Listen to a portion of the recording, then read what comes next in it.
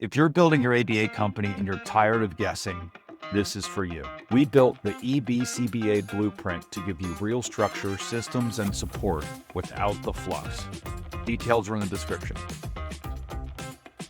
Tim is the CEO of A-Train Marketing, a national behavioral health marketing agency that serves clients in more than 30 states. We're going to be talking about how to not waste your money on marketing and what to do instead. Yeah, I'll just hand it over to you. Awesome. Thank you for having me on. I really do appreciate it. Excited to run through some of the insights that we have today. Very little about me. Like you mentioned, my name is Tim Zercher. I'm the CEO of A-Train Marketing. I've been in the behavioral health field and working with ABA agencies for more than 5 years now. My agency has been in this space for a very long time, though. And so we're using the insights from our whole team for today's workshop and for all this information. As an agency, A-Train has served over 200 clients in a number of different verticals, with a large majority of them having ABA services. Our average client campaign return, or ROI, is 6 to 1. So when our clients spend $1 on ads, they tend to generate $6 of revenue. That is because we follow the principles that we're going to talk about today. That's why I mentioned that. These are just some of our clients. The one that a lot of ABA groups recognize is Jade Health. We redid their brand website and then have done some marketing for them as well. Without talking more about us, we're going to get right into the topic, which is why we're all here today. The 5 best ways to waste your money. In each of these sections, I'm going to talk through what the big mistake is, a couple of stories or examples of it so you guys can see how it plays out, and then ways to avoid making those mistakes. So first up is not knowing your audience. I'll talk about all these in detail here in a second, but next is failure to track the key metrics, the ones that really matter. Next is weak or boring creative, neglecting the full client experience. And lastly, brand inconsistency. And all 5 of these play huge roles, and some of them might sound more boring, metric tracking, for instance, but they are really important. So first one, and this is often one that I get pushback immediately from when I talk to my clients about how well do we actually know our audience. And they say, well, I've been in this industry for 15 years. I know the parents, I know the kids, I know my audience. The problem is we as owners or as clinicians or as professional CEOs, marketing directors, whatever the role might be, always tend to fall for this mental trap, which is that our clients are a lot like us. We all think that, right? And so we think, if I like this marketing, if I like this advertising platform, this system, this way of saying whatever, then my audience should like it too. But the reality is, even if our audience is a lot like us, we're the same age, we have the same whatever number of kids and general income and location, right? They are in a different state than we are, right? They do not have the same knowledge that we do. They are not in the same emotional state that we're in, and they therefore are going to understand things differently. So I'll show you an example. This is one of the most famous examples of misunderstanding your audience and it costing massively is Dove's Bottlegate, is what we call it in the marketing world, but it's a campaign that Dove ran in 2017. Dove has a long history of being a champion of women's self-esteem and body positivity. But in 2017, they launched the limited edition packaging campaign featuring bottles shaped to resemble female body types. The intention was to celebrate body diversity and bring positivity into the conversation even more. It backfired really badly. And instead of reinforcing that empowerment, the campaign actually unintentionally made women hyper aware of their body shape, with some critics saying, for instance, and this is a quote, "Why would a company focused on real beauty be reducing women to their mere physical outlines?" Hurt them a lot. It's hard to estimate how much this campaign cost them, but it's easily within the hundreds of millions. They recalled a bunch of bottles, they trashed a bunch of product, they lost massive market share very quickly, and in some ways they're still trying to recover from this campaign. So this is a good example. Their message was good, but they didn't understand how their audience would accept the message, how it would land, and therefore it destroyed the entire impact of what they were doing and cost them massive amounts of money and trust. So why does knowing your audience matter so much? There's a couple of different pieces. I'm going to put them all up here on the screen because they're all very important. And in behavioral health, they are more important than in most industries, actually. So number one is better understanding leads to better relationships. If you understand your audience enough, you can make your message resonate better. You can make your services actually serve them better.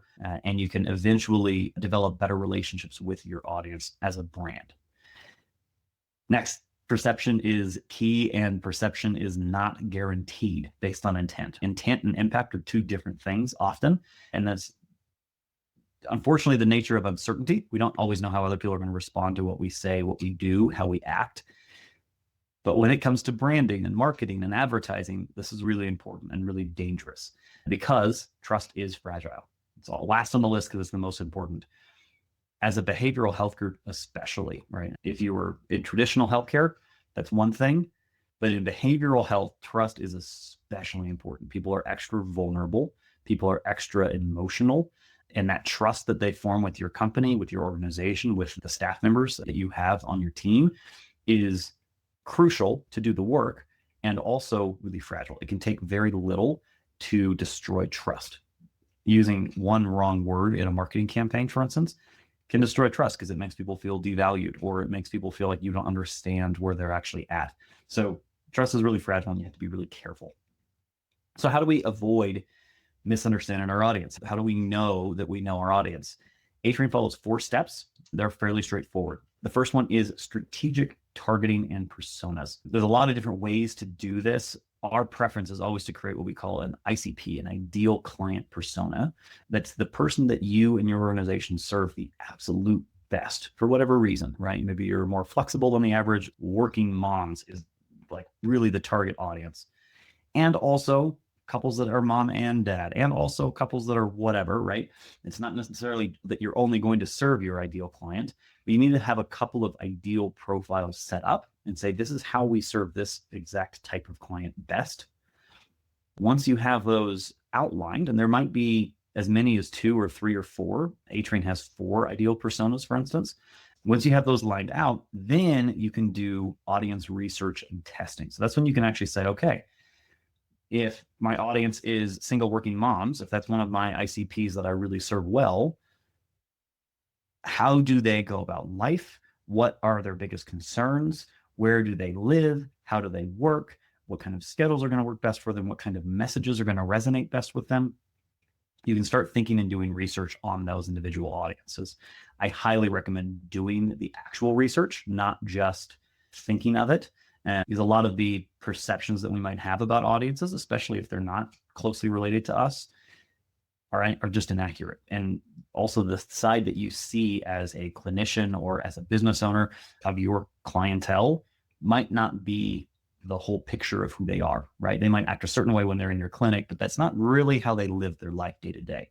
And so you need to do some kind of empirical research, get some actual data on how they go about life, how they talk, how they engage, all of those pieces, so that you actually understand the whole picture of the person. Once you have that, you can go into tone and language fit, so making sure that you're using the right terms. This is a big one in behavioral health, especially. Doctors, they'll say you have a broken bone, and that's pretty straightforward. Mental health and behavioral health, we use a lot of terms that are not necessarily used by the wider world. For instance, people will have IDD services on their website. We all probably know that means intellectual and developmental disability. The average person in the world doesn't know what that is unless their child or someone in their family is diagnosed and has that exact category. And therefore, we need to make sure we're using words that our audience actually knows, not just the proper word that we like to use, the words that they will understand and the words that will impact with them emotionally and effectively. Okay.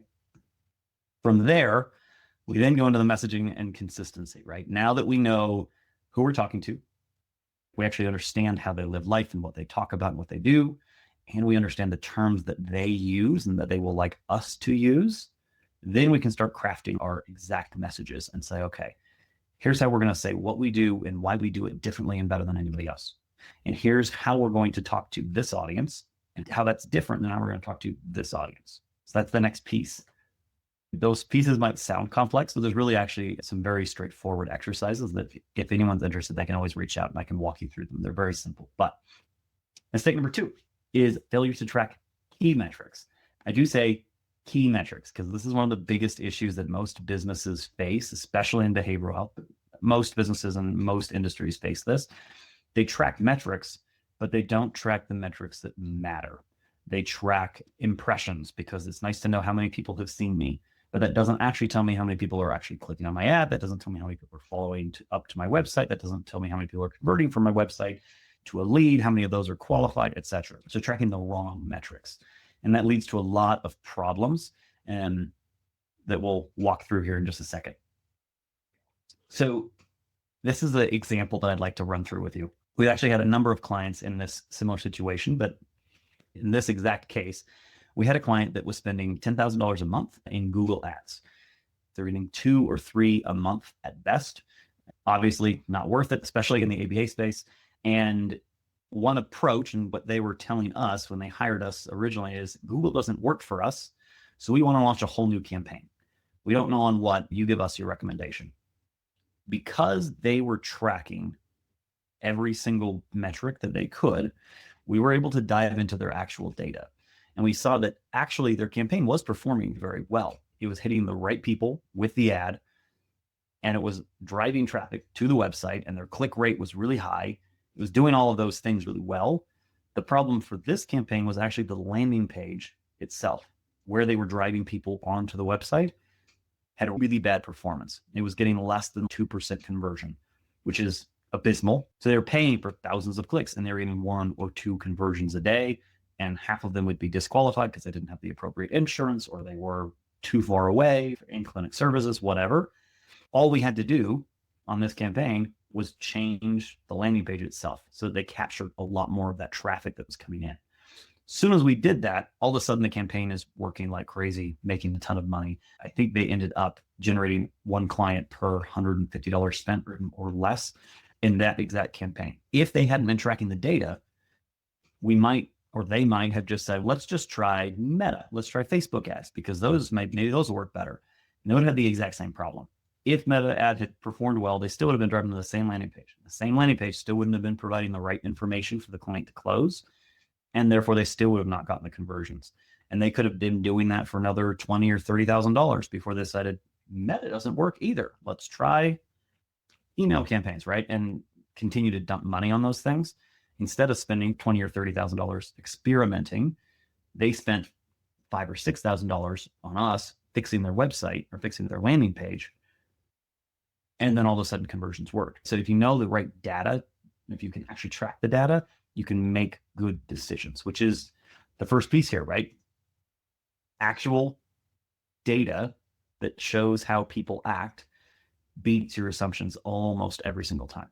There's a reason why even experts, we do this all day long for our clients. We still track everything, and we make our decisions based on what the tracking says, not based on what our instincts say. Because often we will have an instinct that whatever, we should launch a certain type of ad or a certain type of wording we should use on a landing page. And that doesn't actually resonate with the people in that exact community or in that exact subset of services that we're providing. If you don't test things and if you don't have the data, you can't make good decisions, and then you end up wasting a lot of money and time.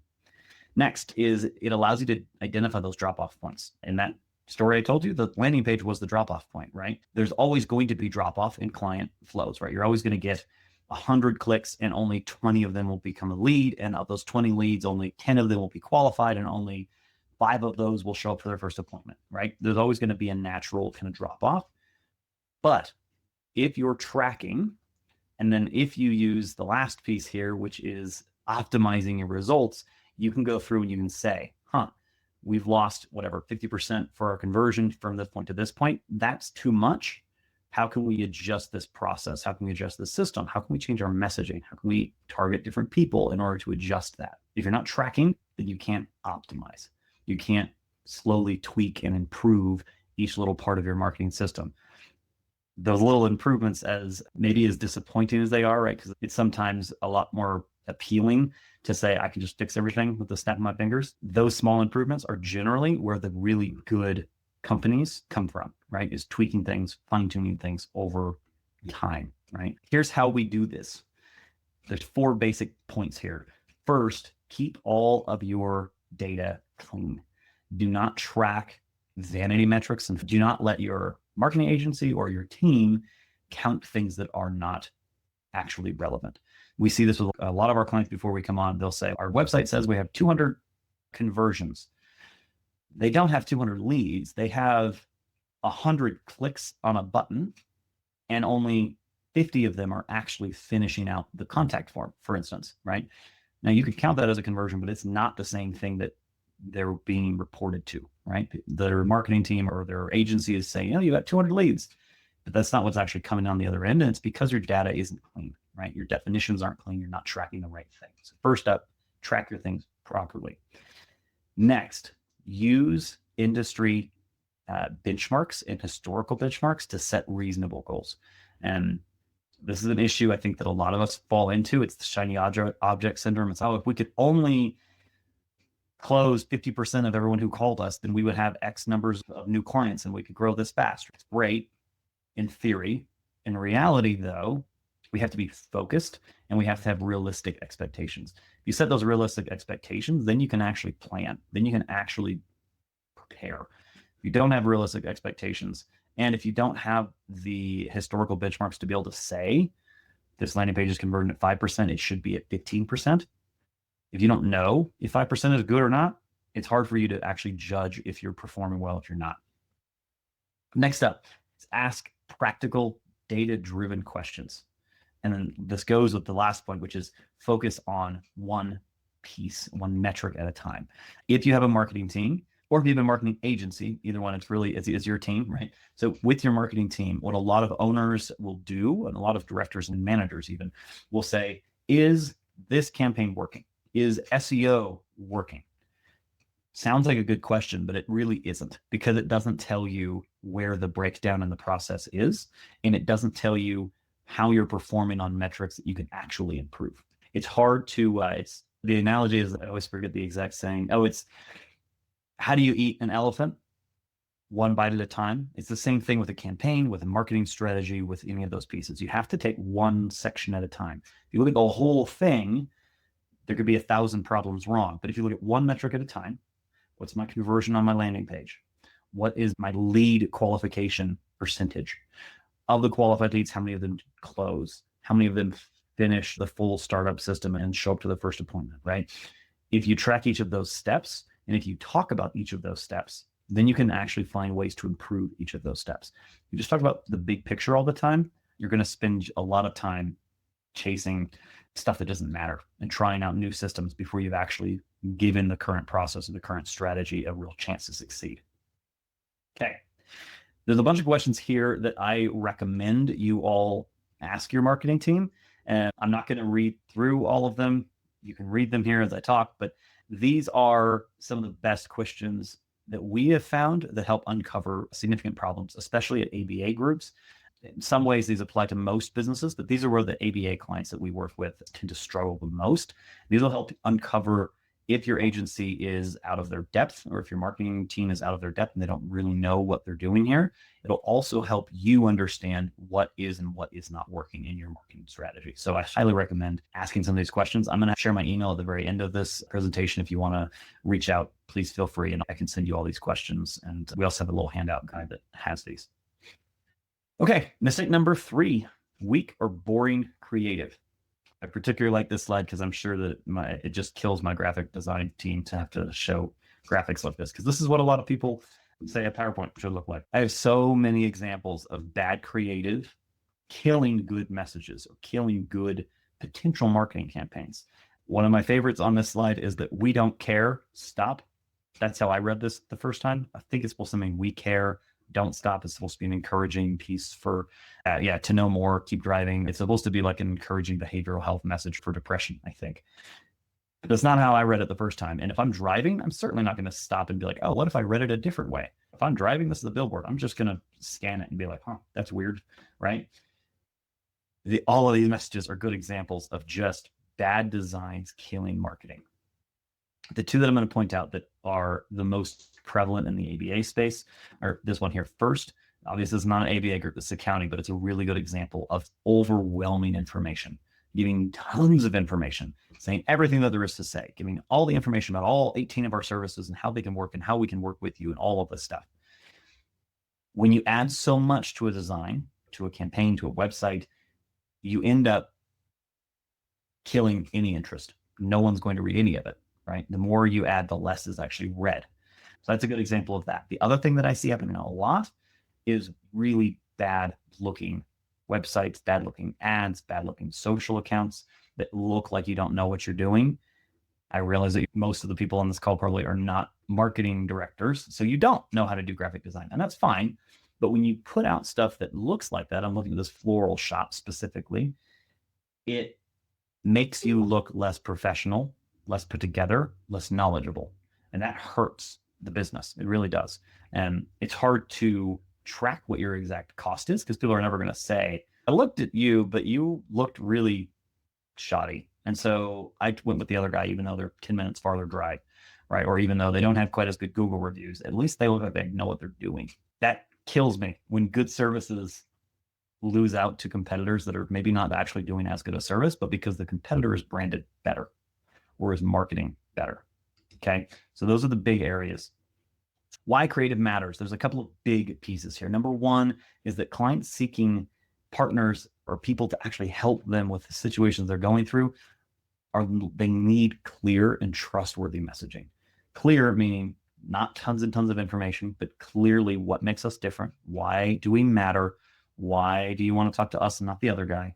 Trustworthy. And that means looking trustworthy, looking professional, looking put together, looking sharp. Next is referral partners need to truly understand your differentiators. If you seem more or less just like every other ABA provider in your community, then why would I, as a pediatrician or as a school counselor or as any of these different referral roles, why would I think of you instead of any of the other ones, right? If you don't have something that differentiates you, you're just not going to be referred to at all. And that's that last piece is if you don't have something that clearly shows, here's how we're different, here's why we're different, here's why you should send people to us, here's why we should engage. If you don't do that, then you're just going to disappear, right? Both to clients and to referral partners. Here's how we tell our clients to make sure that their marketing, their creative is actually effective. There's 4 pieces here. First is you need to balance your emotion with your professionalism. Clients in this space are almost always at a very high level of emotion, some kind of emotion. Maybe it is fear and uncertainty because they've just recently received the diagnosis. Maybe it is frustration and anger because where they were receiving care last month, last week is no longer open, or because they've stopped providing services or whatever. Those high emotions they need to be recognized. They need to be accepted. And you need to show to your audience that, hey, I understand that this is a stressful time. I understand this is a scary time. We do this all day. We can help you.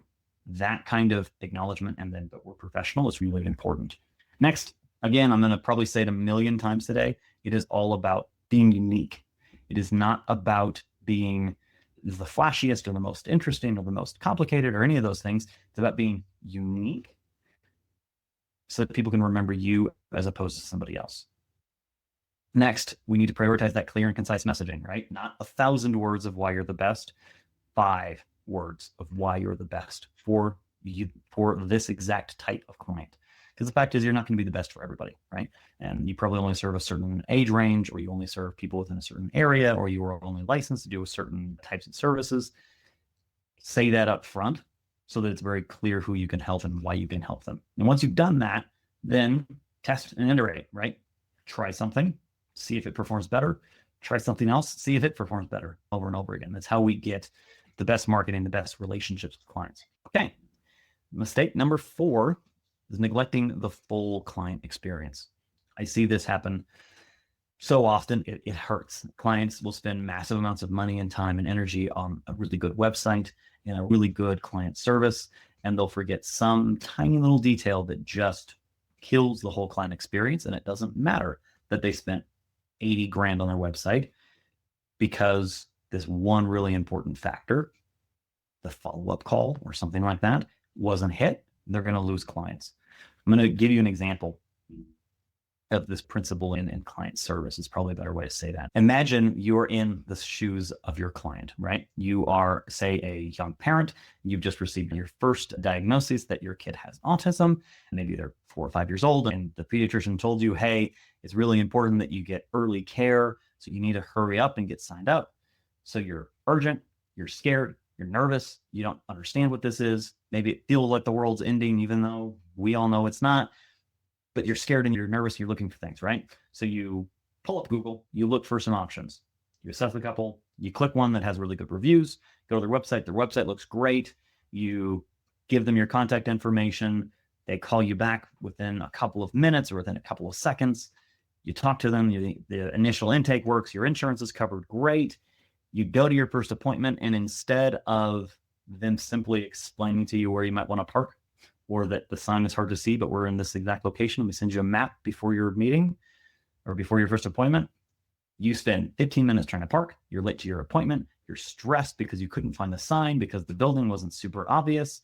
And even though the appointment was good and the customer service was great once you walked in and they were pleasant and your kid liked the therapy, if someone asks you later that day, hey, how did the little Jimmy's first appointment go?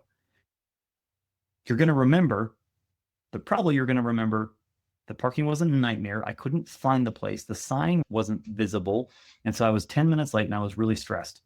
And now my whole coloring of that first experience, and that first experience is always the most important, right, is a little bit darker, is a little bit less pleasant. So I'm less likely to refer people. I'm less likely to rave and rant about how awesome this team is. I'm not saying that one little experience is going to derail the entire relationship you have with the brand, but it hurts, right? And then everything else has to be perfect, because if all of that stuff happens and then the receptionist isn't super pleasant when you walk in, you just throw that whole relationship out the window, right? So it's really important to focus on each piece.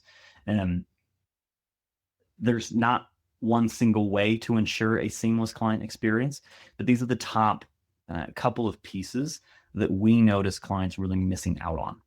First is that your website is your front desk. You need to make it count.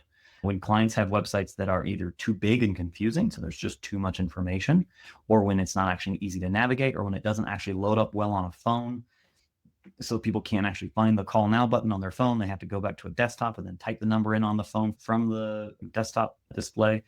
That kind of interaction is what kills a lot of relationships right off the bat, because they don't look the part and because their interface is not easy and simple.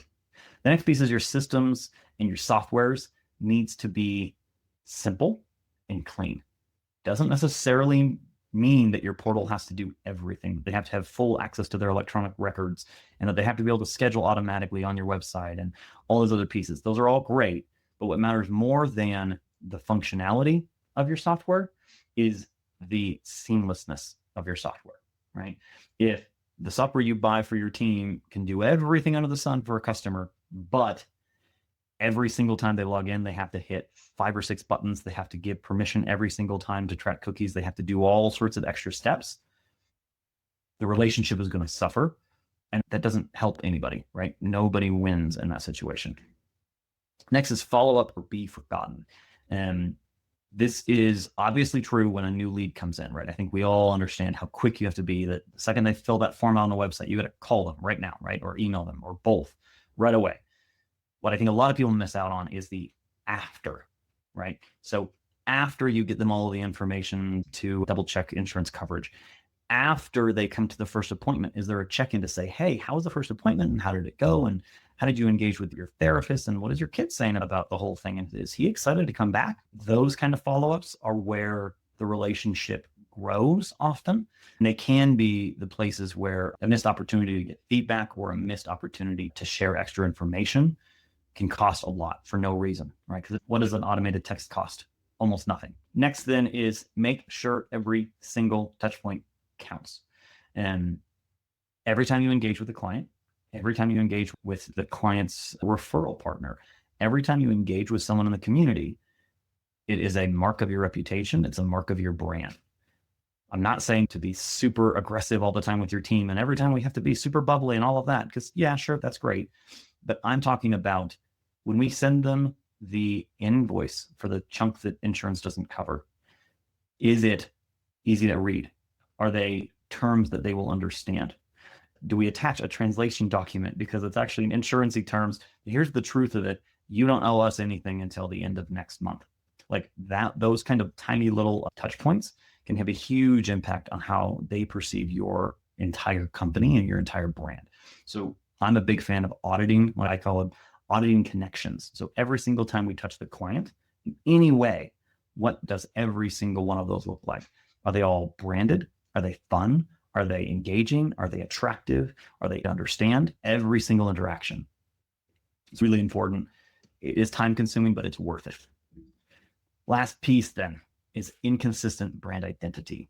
This kills a lot of brands. Your brand is a lot more than a tagline. It's a lot more than a logo.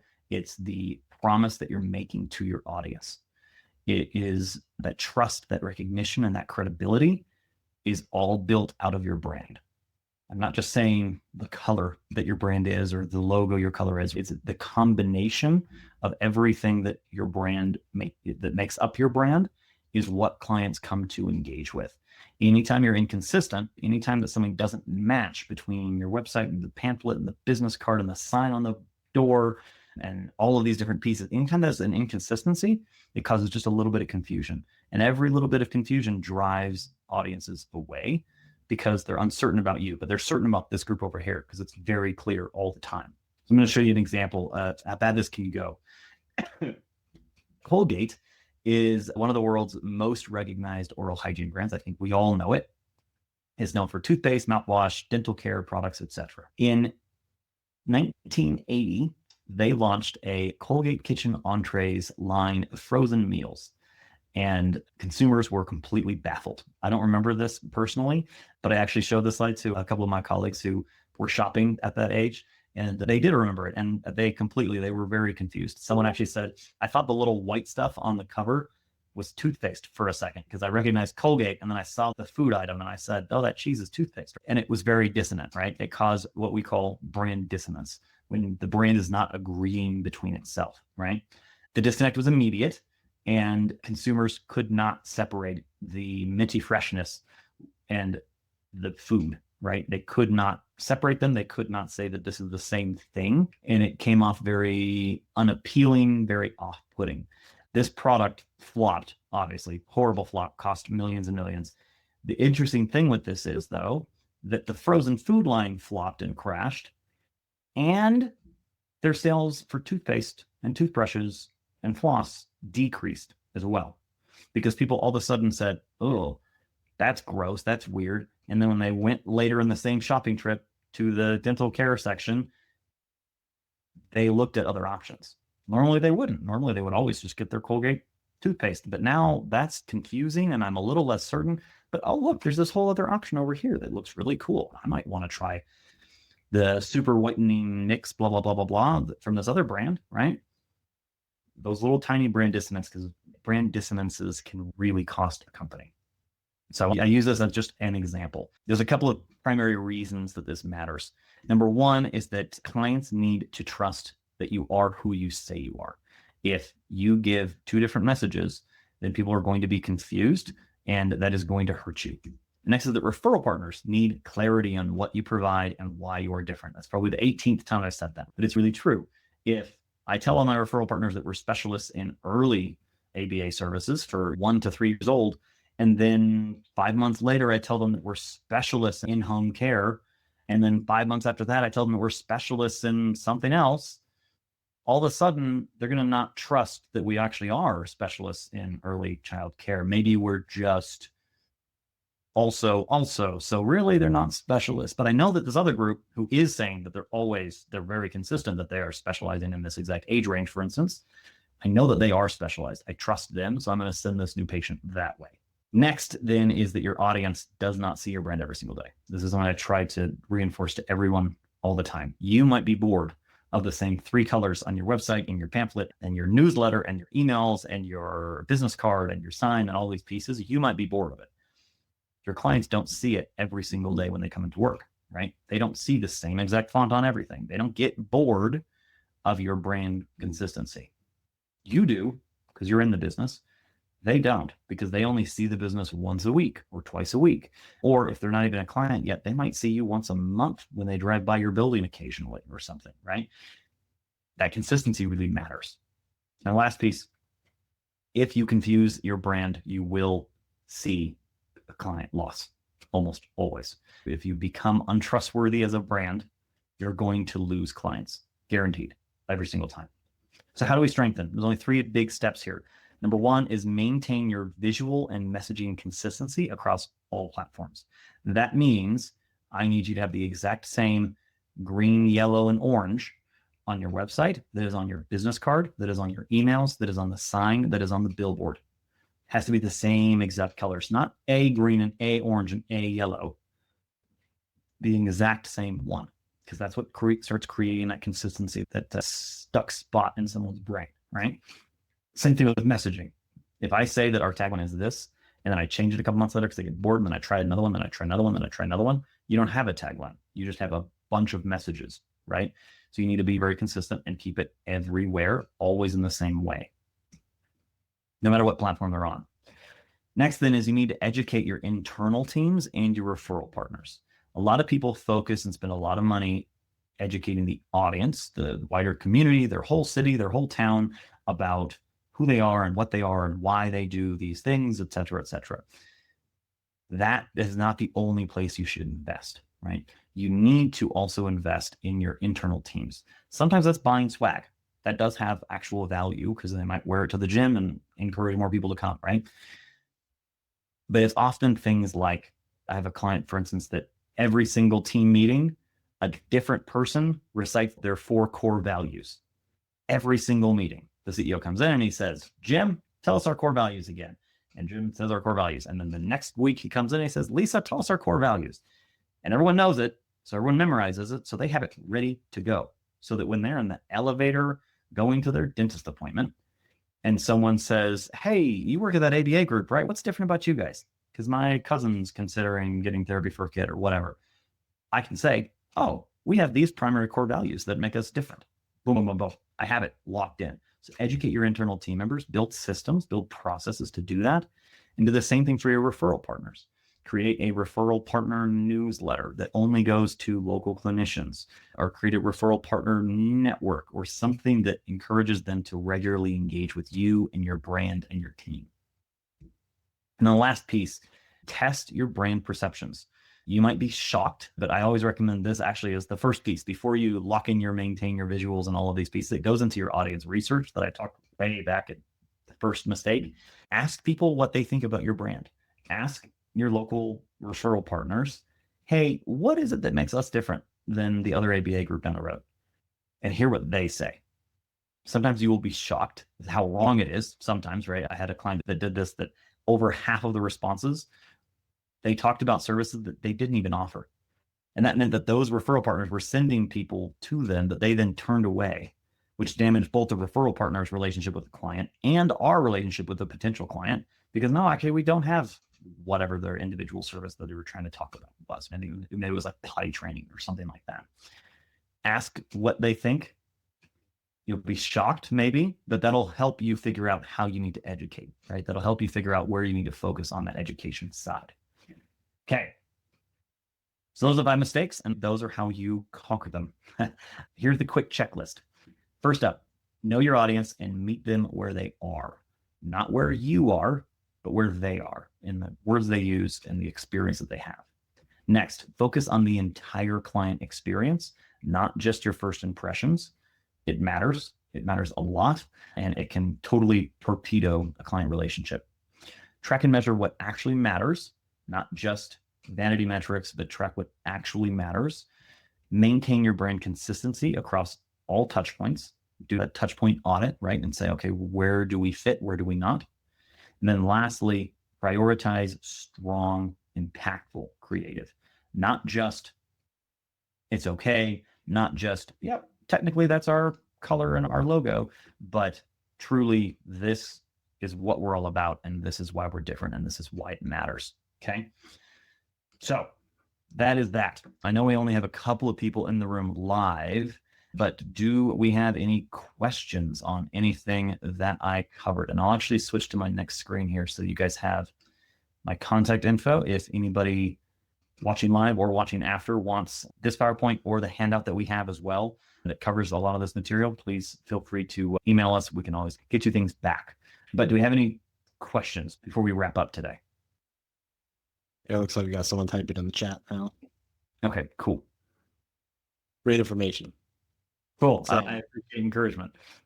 a couple of things just to build on what you said. Knowing your ICP, who you're talking to, is so important. And just from our own example, that's what we did with this whole Facebook group, the ABA impact community, everything, because like you said, trust is very important in behavioral health. And it's not just for trust of your clients with ABA providers. It's also like within this entire space, like there's not a whole lot of trust for outsiders. So we were coming in as the IT, cybersecurity, compliance, business advice guys, and we created the Facebook group, and we got a lot of backlash because we're not clinicians. So it took a lot of time for people to start to trust us and to know that we're actually here to help and not just to prey on the ABA space. Our main target market is ABA, but there's about 90% of the people that we help are not our clients. They've never paid us $1. But what we did was we did about 30,000 phone calls, about 1,201 meetings with ABA business owners over the past year. And what that allowed us to do is to really get to know what an ABA business owner is in general, and then the different variations within that, so that when we're talking to an in-home ABA provider versus someone who works in schools versus someone who has a clinic, or maybe they're a hybrid of some combination of that, we can speak their language. But that took us about 1.5 years of work to really understand the space. When you're going out and learning about your ICP, really take the time to do it, because now when we have conversations with potential ABA owners or current ABA owners, it's like they're shocked that we're not clinicians because we spent so much time learning about the industry. And another thing is people think that ads are like this magical way to get clients, that you just, I'm going to turn on ads and I'm going to get more clients. And that's not really the case. Yeah. Well, and you mentioned the landing page. So the ad was doing really well, but then the landing page when they got there was not good. And I guess the way that I explain this to people is an ad just puts it in front of more eyes. But if what you're putting in front of their eyes isn't good, then you're just burning money. So you got to make sure that, and I talk about social media ads too. Like how many times have you just seen like a sponsored ad on social media? You just scroll past it because it's not relevant to you. It's not eye catching. So basically ads are not this magical fix to get you more clients. Like that's a big misconception that I've seen. Yeah. I wish that every time you hit play on an ad, it would work. The reality is it has to be fine tuned and it has to be adjusted, and you have to talk to the right people in the right way and the right message. It's more complex. Yeah, one thing I've learned about creating content for social media and things like that is there's a famous quote, good artists create, great artists steal. And that was stolen by T.S. Eliot from Pablo Picasso, who also stole from W.H. Davenport Adams, and they're all great artists. So like from my own marketing role, I look at what other people are doing in the same space and I see what's trendy, what performs well, and I try to mimic some of it and just make it my own. You don't have to go and reinvent the wheel and wonder what works. Just go look and see what works. That's been helpful for me.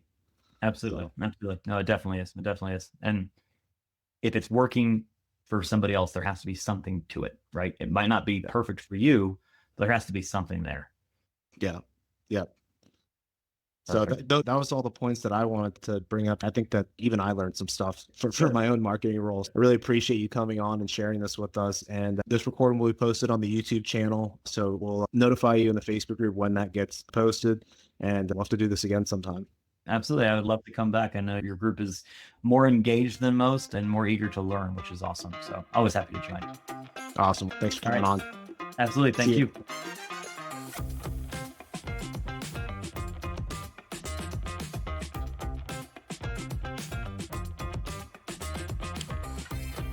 You're already doing the work, investing your time, your energy, and your vision. So let's make it count. Build something that works without breaking you. The EBCBA Blueprint is the way.